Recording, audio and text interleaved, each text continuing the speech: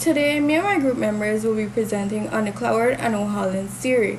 Their theory posits that unequal access to legitimate opportunities leads individuals in disadvantaged neighborhoods to pursue alternative paths, often resulting in crime. They argue that those lacking good job prospects may turn to illegal activities, and different communities develop distinct subcultures with their own values around crime. So, for example, some individuals may find that selling drugs, committing theft, or joining a local gang offers more financial reward and recognition rather than conventional paths. Over time, subcultures develop in this community that values crime as an acceptable means to gain status. On the other hand, individuals might attempt to follow traditional means like working low wage jobs or pursuing education despite the bleak prospects. These people follow the rules but often experience frustration and hopelessness due to the lack of tangible results. Now, individuals typically respond to black opportunities in three ways: innovating through illegal means, adhering to societal rules without hope for success, or retreating from societal goals altogether. Evidence from various studies highlight the correlation between economic hardship and crime rates, emphasizing that the significant impact of social structure on individual behavior. Argument. Conflict subculture. We know found in areas with few legitimate opportunities and weak criminal organizations where individuals may resort to violence to gain respect and status. So if individuals don't have access of achieving means in a legitimate way, they might do it in an illegitimate way by engaging in gangs or crimes.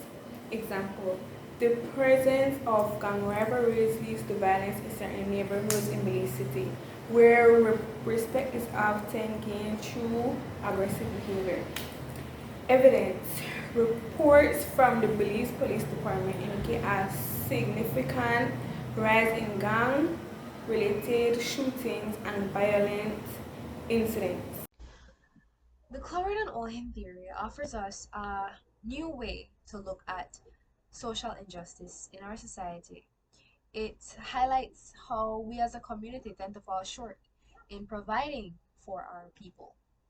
Basically, the main argument of the Cloward and Ohlin theory is that not every individual is offered the same or equal opportunity to find a legitimate means of success.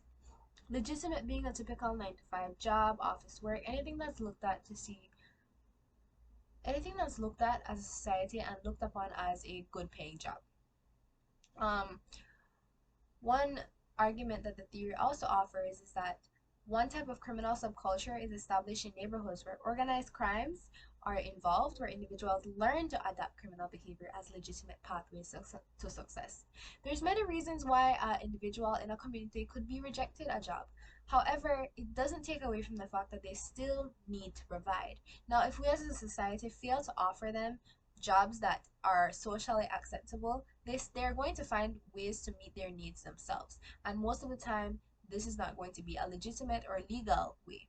It could involve drugs, trafficking, anything that's looked upon as illegal or is illegal by law. An example of this would be in Southside Belize City, gangs like the Gaza and the Bloods operate, offering a pathway for young individuals to achieve financial success and social status. Evidence for this was that a study was conducted by the National Crime Research Institute in Belize found that many young people perceive gang involvement as one of the few viable options for economic advancements due to the limited job opportunities in Belize. Once again, it argues that if we as a society fail to offer individuals certain jobs that they are not qualified for based off something that they lack in their resume or by the fact that they don't have a good background, we are technically we are increasing the risk for crime involvement in Belize. Now we have criticism. Cloward and Ohlin's theory faced many criticism over the years by people, but we picked out a few of the main ones. So, the first criticism we have is the overemphasis on structure. So, The critics argue that the theory focuses too much on the social structure and doesn't pay enough attention to people's personal decisions and their free will. When I mean the social structure, I mean the way that society is structured economically and so on. Then, the second criticism we have is limited scope. The theory primarily focuses on delinquency and crime in urban area and may not adequately explain the delinquency and crime in the rural area. So this basically suggests that the crime is mainly focused in the city more than in the villages. So it assumes that crime is caused by poverty, lack of job opportunities, lack of education, and so on, and it mainly focuses on the people that live in the city. The third criticism we have is the simplistic view of criminal behavior. So the theory suggests that that individuals send the crime due to lack of opportunities. And like I said, the lack of opportunities are the lack of education, not having the qualifications to get a job, and so on. But however, the critics point out that motivations for crime are often from complex and can include emotional and psychological or social factors that the theory does not adequately explain. Okay, for the fourth criticism, inconsistent with empirical evidence. So basically, this theory predicts that people with fewer legitimate opportunities are more likely to get involved with crime because they have less access to job opportunities and less access to good schooling. For the fifth criticism, neglect on psychological factors. So basically, this theory deals with the external social factors like the lack of opportunities, and it ignores the psychological reason to why someone may commit crime. This basically overlooks the mental health and why family relationships play as a big role in why people commit crime. So for the sixth criticism, too much focus on street crimes ignores other forms of deviance. This theory basically focuses more on street crime and urban youth delinquency, underrepresenting other forms of deviant criminal behavior such as drug abuse in the suburban area, cyber crimes, or organized crime syndicates that extend beyond local street gangs. Okay, so now moving on to conclusions.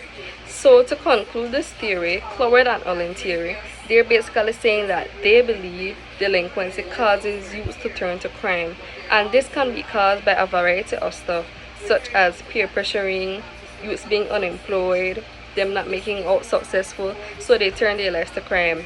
And to relate that to today's society, it's like saying youths on the south side of Belize are more likely to turn to crime than youths on the north side of Belize.